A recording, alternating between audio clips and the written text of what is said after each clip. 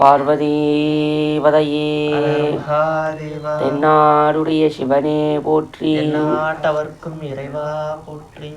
உலகம் யாவையும் தாம் உளவாக்கலும் நிலை பெறுத்தலும் நீக்கலும் நீங்களாம் அளவிலா விளையாட்டுடையவர் அன்னவர்க்கே சரணாங்களே. திருச்சிற்றம்பலம்.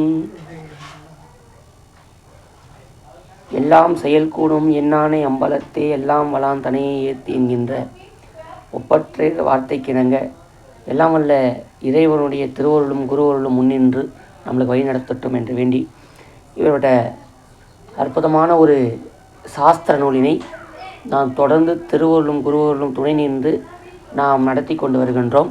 அதிலே இன்று தொடர் வகுப்பாக இன்று நாம் சென்ற உண்மை விளக்கம் என்கின்ற நூலிலே 10 செய்யுளினை பார்த்து முடித்த மட்டிலே இப்பொழுது 11வது செய்யுளை நாம் பார்க்க இருக்கின்றோம்.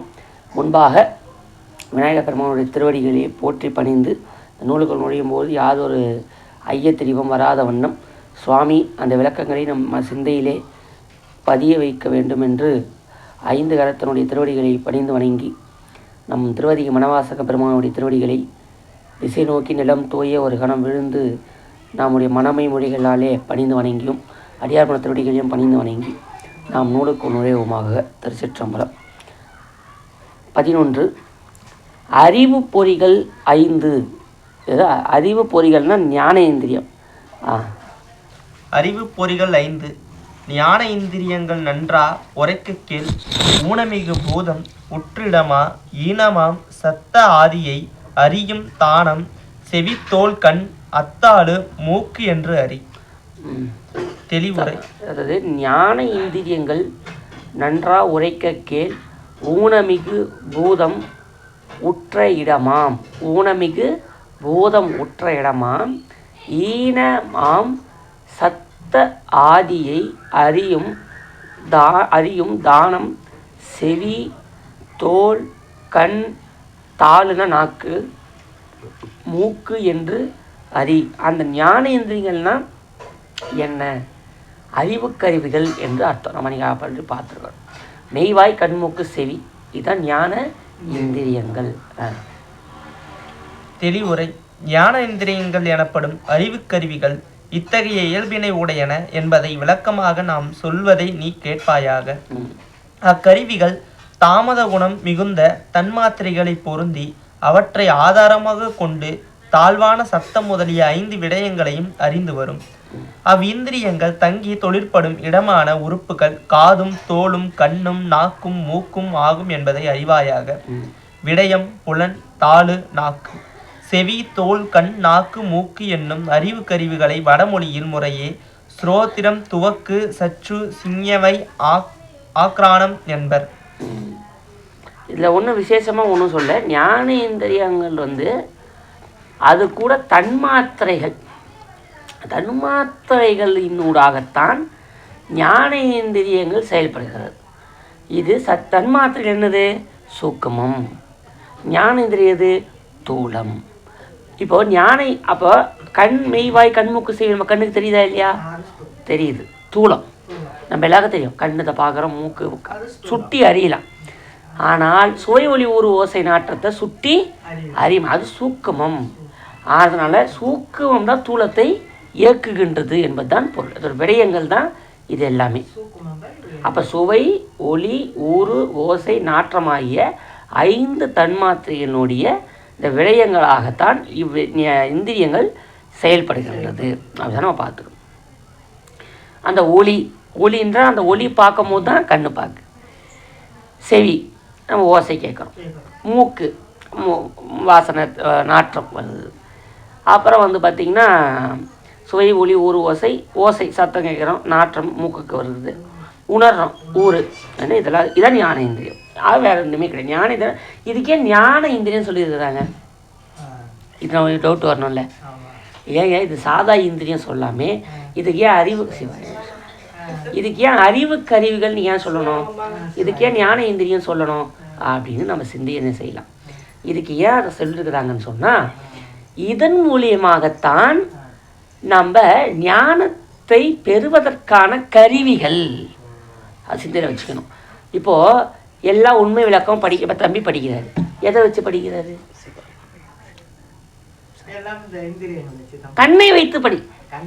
இப்போ அதை பார்த்த உடனே ஒரு புலன் வேலை செய்தா இல்லையா? இப்போ இங்கேருந்து பாம்பு ஒன்று வருது.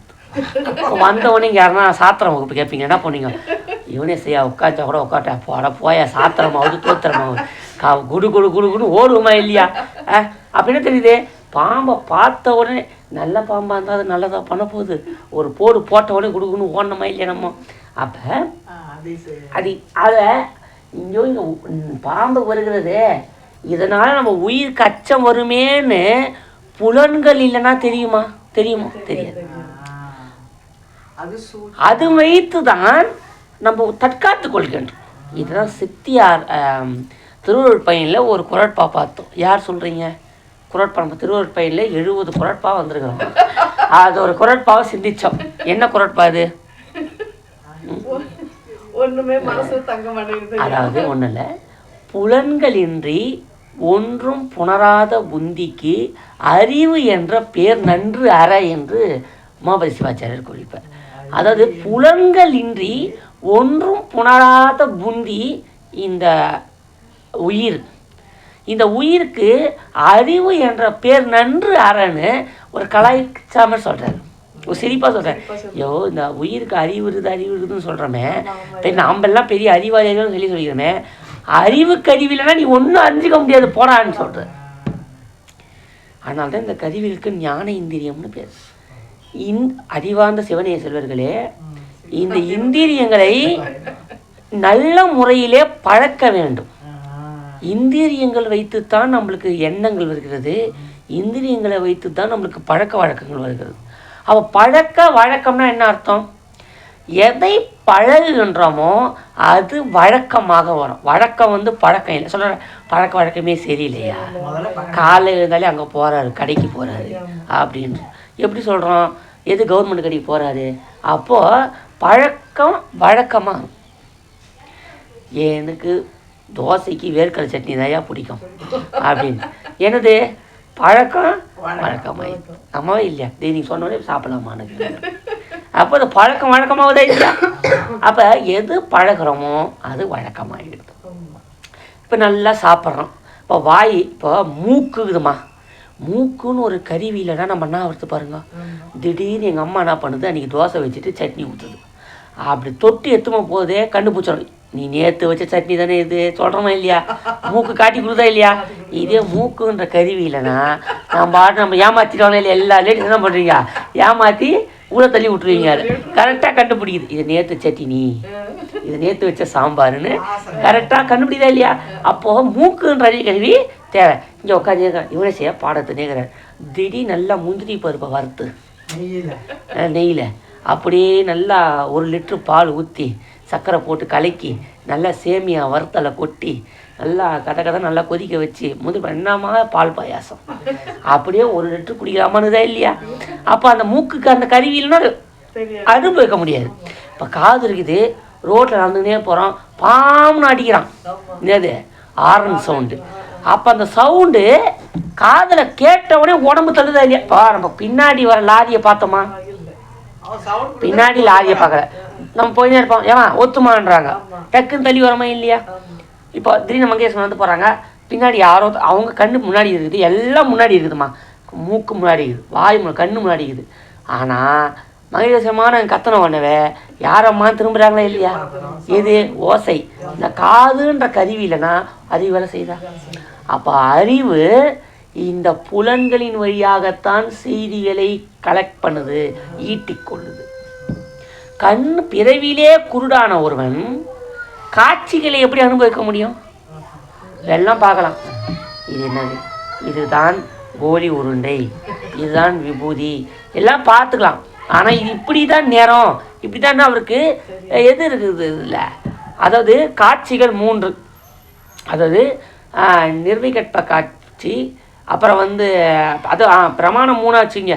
பிரத்யட்ச பிரமாணம், அனுமான பிரமாணம், ஆகம பிரமாணம் சொல்லுவாங்க. அதை காட்சி அளவை, கருதல் அளவை, உரை அளவைன்னு 3 அளவையாக பிரிப்பாங்க.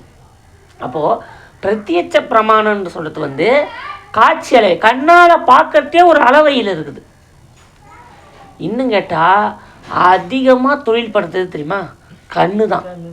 இருக்கிற கருவிகளிலே நம்ம அதிகமாக நம்மளுக்கு எண்ணங்களை உருவாக்கி தருவது கண்ணை வைத்து தான்.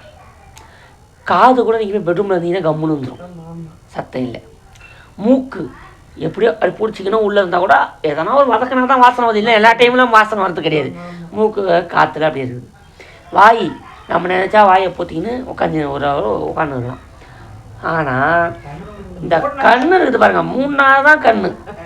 ஆனால் கண்ணை திறந்த உடனேவே இப்போ இப்படி இப்படி பார்த்த மட்டிலே காது, வாய், மூக்கு இதெல்லாம் எதையோ விட்டுனாதான் செயல்படுது. ஆனால் கண்ணு அப்படி இல்லை, பார்க்கும்போதே காட்சிகளை கவர்கின்றது. அப்படின்ற அங்கே பெனாயுது எங்கள் அம்மா, எங்கள் கூட எங்கள் அண்டா எல்லாமே கண்ணில் பறவை வைக்குதா இல்லையா? கண்ணு தான் நம்மளுக்கு அதிகப்படியான எண்ணங்களையும் அறிவாலையும் செயல்பட்டு கொண்டு இருக்குது. கண்ணை வைத்து தான் நம்ம உயிர் நம்ம அதிகமாக செயல்படக்கூடியது கண்ணை. அடுத்த அப்போல ஓசை, காது, இந்த 2 தான் அதிகம். அப்புறம் மூக்கு, வாய் ரொம்ப கம்மி. உடம்பு, உணர்வு, ஊறு அதிகமாக ஊறு செயல்படாது, ரொம்ப கம்மியாக தான் இருக்கும் இதை காட்டிலும். அதனால் ஞானேந்திரத்தன்மை குந்திச்சா? ஞானேந்திரியனை வேறு ஒன்றும் இல்லை, இந்த 5 கருவி மூலியம்தான் நான் பொருளை சம்பாதிச்சுக்கிறேன். நம்மளால் பொருள் பணம் நினைப்பான், அப்படி கிடையாது. அறிவை சம்பாதித்துக் கொள்கிறேன். இந்த அறிவை இதை வைத்தான் சம்பாதித்துக் கொள்கின்றோம். புரிஞ்சுதா? நீங்கள் நல்லா கோலம் போடுறேன்றீங்க, எதை வச்சு? கண்ணை பார்த்து கண்ணில் பழகிட்டீங்க. நல்லா அம்மா சொல்கிறாங்க, அம்மா நல்லா அதை இந்த கொழுக்கட்டை நல்லா செய்கிறாங்க, எதை வச்சு பண்ணுறாங்க? நல்லா அதை மனப்பாடம் பண்ணி என்ன பண்ணிடுது, அது நம்ம அது இதெல்லாம் புரிஞ்சிச்சு. இப்போ நம்ம இது உள்ள இப்போ அறிவு, இப்போ இந்த இடத்துல கொசு கச்சுன்னு பச்சைனா, இந்த இடத்துல கொசு கச்சுது என் கண்ணு பார்த்துச்சா? கண்ணு பார்க்கல. மூக்கு கவனிச்சுதா? காது சத்தம் கெடுதா? வாய் என்ன பண்ணிச்சா? அப்படி எப்படி இப்போ கை வச்சுது? ஊறு வேலை செஞ்சுக்குது. இப்போ மெயின் ஒரு அறிவு கருவி இருக்குதா? இப்போ கொசு கச்ச உடனே சிக்னல் மூளைக்கு போகுது, கொசு கடிக்குது, உடனே பட்டுன்னு அடிக்கிறோம். நம்ம அது ஒன்றே செயல் நடக்குது, நிமிஷத்தில் நடக்குமா செயல்?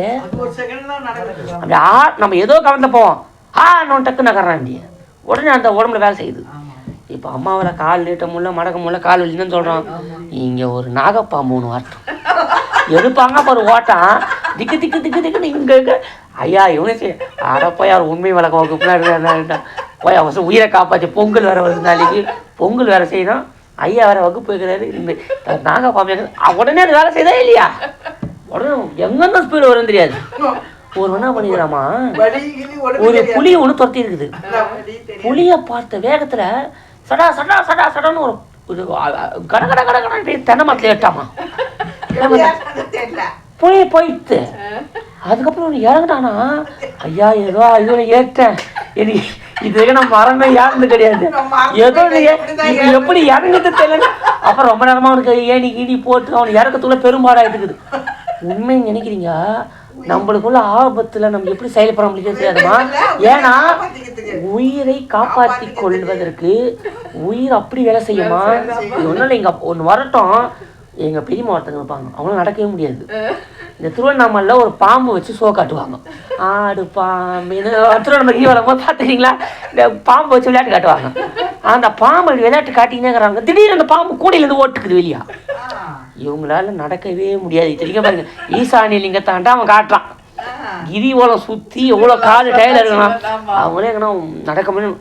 அந்த பாம்பு ஓடின உடனே நேர் அண்ணாமலையாரும் ஓடி வந்துக்கிறாங்கம்மா. அவங்க செய்யற நேர் ராஜகோபுரம் இருக்குது பாருங்க, என்ட்ரன்ஸு, அது வரைக்கும் ஓடியே வந்துக்கிறாங்கம்மா. அவங்களும் தெரியும் எப்படிப்பா நடக்கத்துக்கே வந்தவங்க அந்த அச்சம் பாருங்க. ஏன்னா அந்த மூளைக்குள்ள அந்த பவரை கொடுத்துரும் உடம்புல, நம்மளை எப்படின்னா காப்பாற்றணும்னு சட்டை சட்டை சட்டன்னு ஓடி வந்துக்கலாம். அது நடக்குதே இல்லையா? இந்த மாதிரிலாம் நடக்குது. அப்புறம் நான் ஏன் சொல்றேன்னா, அறிவு கருவிகள் இப்படிலாம் பயன்படுது. இந்த மெய்வாய் கண்மூக்கு செவி தான் நம்மளுக்கு அறிவு. எல்லாமே டக்கு நாங்கள் ஒரு நெருப்பு ஏறிட்டோம், குடுக்குன்னு ஓடுவோம், கண்ணில் பார்த்தோம் ஓடு. இந்த 5 கருவியுமே ஒன்றா செயல்படுதானா? ஆமாம் தான். தனித்தனியாக செயல்பட முடியாது. இப்போ கண்ணு மட்டும் பார்த்துட்டு கால் நடக்க முடியலன்னு வச்சுக்க, இப்போ மெய்வை கண்முக செய்யுது எல்லாம் பார்த்து ஞான இந்திரியம் கண்மே இந்திரியம் இல்லைன்னா இந்திரியங்களால பயன் இல்லை. செயற்கருவிகள் இருக்கணும். இப்போ அந்த இடத்துல பாம்பு வருதுன்னு தெரியுது, வருது வருது வருதுன்னு பார்த்துனே இருந்தா எப்படி வர முடியும்? எழுந்து ஓடின கால் வேலை செய்யணும். ஆனா இது எல்லாம் ஒன்னோடு ஒன்று பிணைந்து. ஆனால் இது ஒன்று தான் முக்கியமான, இது ஒன்று முக்கியமான கிடையாது. ஆனால் அறிவு கருவிகள் இதுக்கு பேர். இதுதான் அறிவை சொல்கிறதுக்கு அப்புறம் ஃபஸ்ட்டு அறிவு வேலை செய்யணும். பாம்பு வந்துருச்சு நம்ம தப்பிக்கணும்னு நினச்சாதான் செயல் வரும். பார்க்கலாம் செயல் வருமோ? புரிஞ்சுதா? இப்போ அறிவு கருவிகள் என்னன்னு சொல்லலாமா? இது மெய், வாய், கண், மூக்கு, செவி, இது 5 தான் ஞான. மறந்துடக்கூடாது. ஞானேந்திரியம் மொத்தம் எத்தனை? 5. அது என்ன? மெய், வாய், கண், மூக்கு, செவி. இவ்வளோ தான் இந்த செய்தி. புரிஞ்சுதா? திருச்சிற்றம்பலம்.